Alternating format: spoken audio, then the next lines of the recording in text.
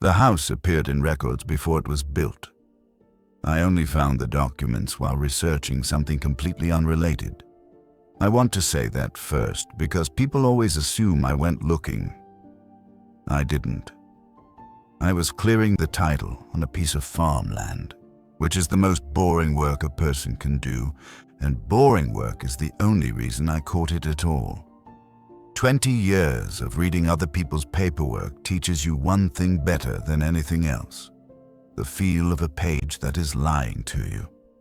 I felt it that spring on an ordinary Tuesday in a county tax book older than my father. It took me 2 weeks to understand what the lie was. By then it had already started writing my wife into it. That is why I am telling you this instead of pretending it never happened, which is what I would much rather do and what I have mostly done. Until now. My name is Curtis Vance. I was 46 that year, and I had been a title abstractor for a little over 20 of them. If you don't know the trade, it is simple to explain and impossible to make sound interesting. When somebody buys a piece of land, somebody else has to prove that the person selling it actually owns it, all the way back. So I go to the courthouse and I pull the deed books and I trace the ground backward through every hand it ever passed through. Vance to Pruitt, Pruitt to the Hollis estate, Hollis to the man before and the man before that, down and down until you strike the original grant, the day the government first cut the parcel out of the wild and gave it a name. The finished thing we call an abstract of title. And an abstract, when you get down to what it really is a promise. It promises an unbroken chain running one way out of the past and into a hand you can shake today. One way. That was the whole faith of it. The past hands to the present, the dead hand to the living. Every link hands off to the next, and the chain only ever runs in the one direction, because that is the direction time runs, and paper is only time that somebody bothered to write down. I believed that the way other men believe in the ground being solid. I had a small office in a town called Verd, in Alder County, West Virginia. And for most of my life, nothing I pulled out of those books was any stranger than a dead man's second family. I need to tell you about Paula early, because she is the reason this is a story and not just a strange fact, and because by the time I understood what was happening, it was already reaching for her. Paula was my wife. 19 years that year. She taught 4th grade in Verd and had a way of looking at me over the top of a book that meant she already knew the thing I was working up the nerve to say. We never had children. That is its own long, quiet story, and not this one, except to say that the two of us had gotten good at being a closed circuit, just the two of us, and it made us watchful of each other in the way that people are when there is no one else in the house to watch. Her mother was dying that year, slowly in a facility over in Elkins. Not her body, her memory. The dementia had been eating her backward for 3 years, taking the recent things first and then the old things, so that by that spring she knew Paula as a girl, but not as a woman, and some days, not at all. We drove over every other Sunday. I would sit in the corner while Paula held her mother's hand and gently told her true things about her own life that she no longer owned.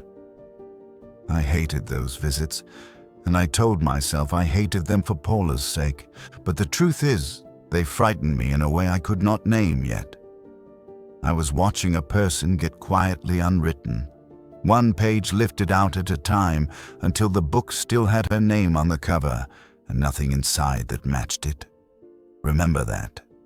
It matters later, more than anything else in this. The job that started it came from a land agent named Ed Pruitt, acquiring acreage for a solar outfit out of Charlotte. Meridian Solar. They wanted a long run of hill ground on the old Hollis tract, close to 300 acres of pasture gone back to broom sedge and locust scrub, and they needed the title cleared before they would close. Routine. I had abstracted the parcels on either side of it years before. I told Pruitt 3 weeks, and I meant it. The Hollis tract had a house on it. A farmhouse, white clapboard, gone grey at the end of a gravel lane about a half-mile off the county road. 2 stories, a deep front porch, and a round window up in the west gable with the old glass still in it. The wavy kind, full of little trapped bubbles that bend the light so the pane never looks quite empty. Nobody had lived in it for years. That is not unusual out there. Half the houses in Alder County are standing up out of habit and nothing else. I drove out to note the improvements the first week, because Meridian would want the structures on record, even though they meant to level the place for panels. And that is where I met the only living person in this whole account who scared me worse than the paper did. His name was Delmar Fisk. He looked after empty places along that road, mowed the lanes, kept the copper thieves honest, the way there is always one old man in a county who has quietly appointed himself caretaker of everything nobody else remembers to want. He came up the lane in a rusted flatbed while I was photographing the porch, and he got out and he lifted a hand and he called me by my name before I had said a single word to him. "Curtis," he said, warm, easy, like we were picking a conversation back up. "You're back out here then. Good." I told him I did not think we had met. He smiled at that, patient, the way you smile at a man making a joke you have both heard before, and he said, "Sure, Curtis, sure," and got back in his truck, and I put it down to a small county mix-up, an old man who had me confused with somebody else. I want you to notice I put it down. I was still putting things down. I would keep putting things down for a long time after I should have stopped. The house had a date on it. Somebody, pouring the front step, had troweled the year into the wet concrete before it set.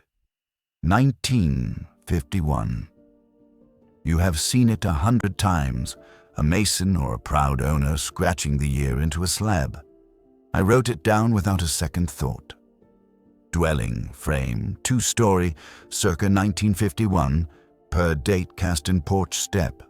Clean, simple, the kind of line I had written 1,000 times.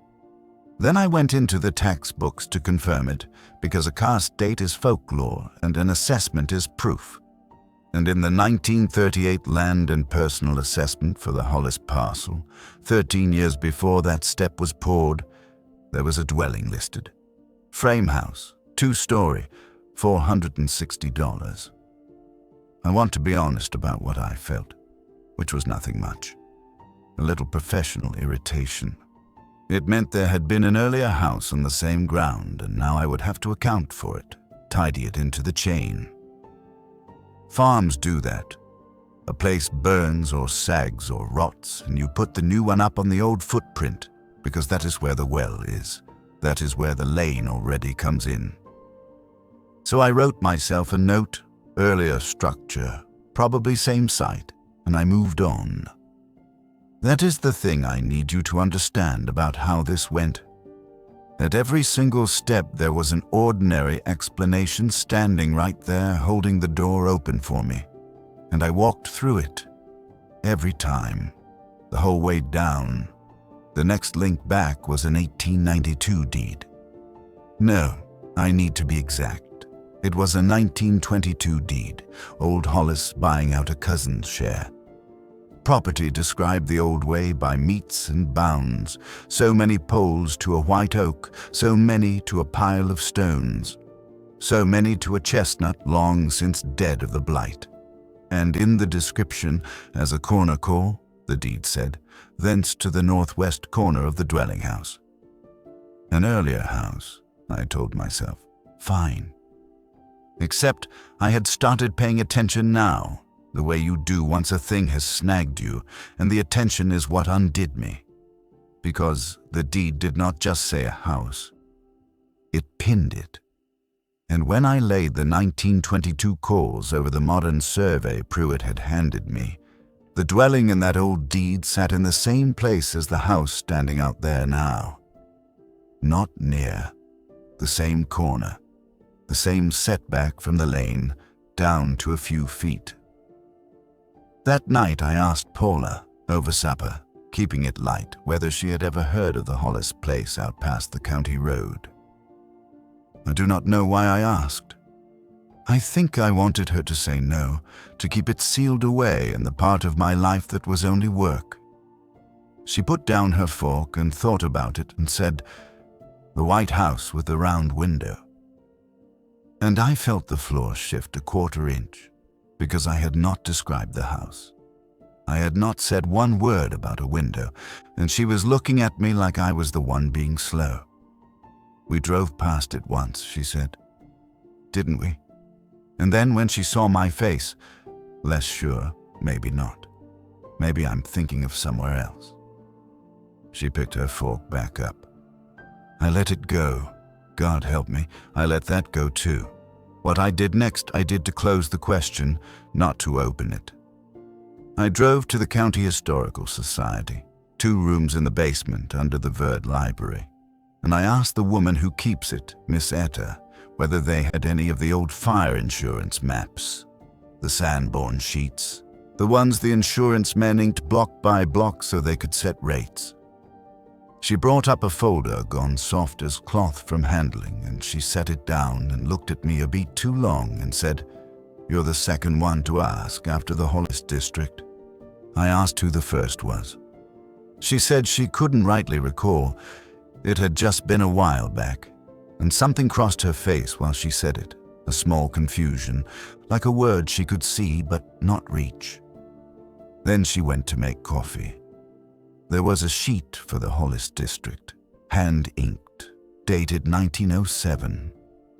And there, at the end of a little dashed line meant for the lane, was a small square marked as a 2-story frame dwelling.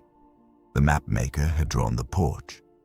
He had drawn it on the correct side, and in the gable he had made a tiny open circle, the way a careful draftsman marks a round window. I sat in that basement a long time, because here is what I knew, and knew the way I know my own hands.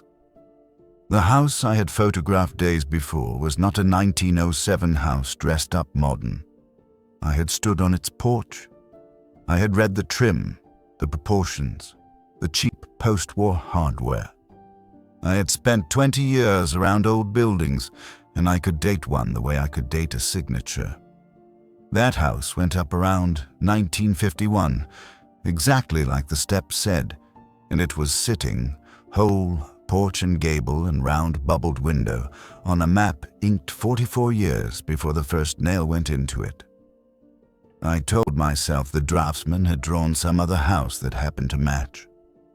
I told myself the porch was coincidence and the window was coincidence, and coincidences stack up higher than people think. I made all of those excuses, and I kept making them for 2 more weeks, right up until the photograph took them away from me. The society had a box of loose prints, unsorted, the kind of thing a county silts up with when old families die. Most of it was nothing. Church picnics, the flood of '85, men grinning beside a dead bear. And near the bottom, a print on stiff cardstock, gone brown and brittle, a photographer's blind stamp in the corner, and a date in soft pencil on the back. 1913. It was the house. My house. The Hollis house, straight on from the lane, the porch, the gable, the round window with the light caught and bending in it. And at the bottom, at the foot of the steps, a hairline crack running out from the corner of the slab in a shape I already knew, because I had photographed it days before and thought, without thinking, that it looked like the fork of a river, a main channel and 2 branches splitting off it. The same crack in 1913. In the step that, on its own troweled face, said it was poured in 1951. A crack is not a thing a mapmaker copies. A crack is an accident. It happens once in one slab, on one afternoon, when the ground settles under one particular corner. It cannot be in two slabs poured 38 years apart. It cannot be in a photograph taken before the sand and the cement were ever in the same sack. And an abstract is a promise of a chain that runs one way, out of the past. And I was standing in a library basement, holding proof that somewhere the chain ran the other way. Here is where I stopped being a man. Things happened to and started being a man who did things, for whatever that is worth, which turned out to be nothing. I did not file the plain footnote the job called for. I decided to fight it. That sounds absurd, a man deciding to fight a filing cabinet. But understand what I am. I do not believe in the record the way you believe in a fact. I believe in it the way a priest believes in the sacrament as the thing that makes the world binding. And the record was wrong, and I knew exactly how a wrong record gets fixed, because fixing them is half my trade. You file a correction, an affidavit of scrivener's error, a notice of discrepancy, sworn and stamped and entered, and the false thing is answered in the same book that carries it. So that is what I set out to do. I would answer it. I would put my own true sentence into the chain and break whatever this was. I drove back out to the house first, in daylight, to gather the evidence properly. Photographs and measurements, the way you build a correction you can defend.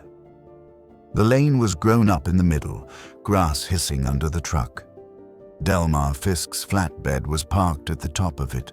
He was sitting on the porch steps like he had been waiting, and maybe he had. He did not seem surprised to see me. He said, "Took you longer this time." I asked him what he meant this time, and he tipped his head like the question was strange, and he said, "Well, you always come back to it, Curtis. Every so often. Have for years." He said it kindly. That is the part I cannot get out of me. There was no threat in him at all. He was fond of me. He talked about me the way you talk about a season that comes around, a familiar and slightly sad regular thing, and I had met the man exactly once in my life, 2 weeks before, and he had known my name then too. I went inside because I could not stand to be on that step under his fond and patient eyes another second. And I want to be careful here, because this is where people expect me to tell them something happened, and nothing happened, not the way they mean. No footsteps overhead, no cold spot, no shape. The house was empty in the ordinary way of empty houses, dust and mouse and long bars of afternoon light lying across bare plank floor. That is what made it unbearable. It was so completely, so stubbornly ordinary, and it should not have existed at all. There was a room at the back, off the kitchen, that had been an office once, a built-in desk, a window over it looking up the hill, and against the wall a wooden filing cabinet, 4 drawers, the kind that still sits in every rural office in the county. I open filing cabinets. It is the most natural motion of my entire life, my hand on a drawer pull, and I reached for the top one without any decision passing through me at all. It stuck. Old cabinets always stick, and without thinking I did the thing you do, lifted the drawer a half-inch on its runner and pushed it left with the heel of my hand and pulled, all in one motion, smooth, the way you only ever move when your body has done a thing 1,000 times and stopped asking your mind for permission. The drawer slid open, and I stood there with my hand still on the cold metal and felt something go down both my arms and settle in my wrists, because I had never once in my life touched that cabinet, and my hands knew it. They knew the exact stubborn place it caught and the exact trick to free it. You can lie to a man about where he has been. You cannot lie to his hands. It was full of abstracts. Title abstracts, folded in thirds the way we fold them, the paper gone soft and tan and warm feeling. I lifted one out and unfolded it, and it was an abstract of title for the Hollis tract, handwritten, the chain laid out link by link, the way I would lay it, the way I had been laying it for weeks. Careful, complete. In a hand I knew because it was mine. I need to be exact, because I have had a long time to doubt myself, and I have done all the doubting there is. It was my handwriting, not close to mine. Mine. The way I close a lowercase g with a little back kick. The way I write out deed book as DB with the D drawn too tall, a private shorthand I worked out alone at a desk over 20 years and never taught to a soul because there was never anyone across from me to teach. And in the corner, in my hand, a date. The 4th of June, 1949. 2 years before the house I was standing in was built. 23 years before I was born. And here is the thing I did, the thing I still turn over at night. I did not smooth it flat and leave it like a sensible man in a story would. I was angry by then. Angry the way you only get at a thing you love that has betrayed you, and I decided the record could be unmade the same as it was made. I took the whole drawer of them out to the yard, and I put them in the rusted burn barrel by the shed, and I set them on fire, and I stood there in the smell of it and watched my own handwriting go to black flakes and lift up into the trees. Delmar watched me do it from the porch. He did not try to stop me. He just looked sorry for me, the way you look at a man who has not yet understood a thing you understood a long time ago. When it was ash, I felt something I have to call relief, and it lasted exactly as long as the drive home. Because fighting a record is how you learn what a record is. I went to the courthouse the next morning to file my correction, my affidavit, my one true sentence, and to prove to myself the burning had mattered. The county keeps a log of who pulls which books, a sign-in sheet, insurance against theft. I went to sign it. My name was already in it, in my handwriting. Signing out the Hollis deed books that morning, an hour before I walked in the door, and below that, on dates running back 6 years. And one of those dates I knew the way you know where your own feet were, because it was the day we buried my mother, 90 miles away in Braxton County, in the rain, and I stood at that grave the whole afternoon.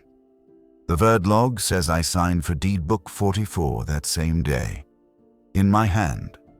And the courthouse log had never once, in 20 years I had used it, been wrong. I filed the correction anyway. I want that on the record too, that I tried. I swore the affidavit. I paid the fee. I watched the clerk stamp it and enter it into the book. And a week later, when it came back to me in the certified copy, my correction was in the chain, all right. It was there. But it did not read as a correction anymore. It had become just another link. Vance, it said in the recital, longtime abstractor of this parcel, confirming the chain. My sworn denial had been folded in and quoted as testimony that the house was mine. I had reached into the record to cut myself out of it, and it had closed around my arm and written the reaching in down as one more thing I had always done. That was when I stopped fighting. I finished the Meridian file as plain as I could make it, one dry sentence about the improvement, and I left the crack out and the photograph out, and I gave notice on my office a month later. Told Paula I was tired of the courthouse, tired of the drive, that we should think about somewhere flatter, somewhere with more people in it. For a while it was almost a relief. An abstract is a promise of a chain that runs one way, and I had decided privately to stop reading before I found the place where it turned all the way around. That was the fall. What I am about to tell you happened the next summer, most of a year on, and it came the way the first thing had, in pieces, each with its own ordinary door standing open. The first piece was a phone call from Pruitt, friendly, wanting to use me again, and in the middle of the small talk, easy as weather, he thanked me for the Hollis work, said he had always meant to, especially given how long I had stayed with it. "All those years," he said. I said, "Ed, it was 3 weeks." And he laughed like I had made a joke and said, "Come on now, you were pulling those Hollis books when I first walked into your office, 5 years back. You used to go on about that house." He remembered it, warmly, in detail, in the unbothered way a man remembers a real thing that really happened. The second piece was a recording, and I put it here because I want you to know it was not all paper, that some nights it had a voice. Our answering machine had died.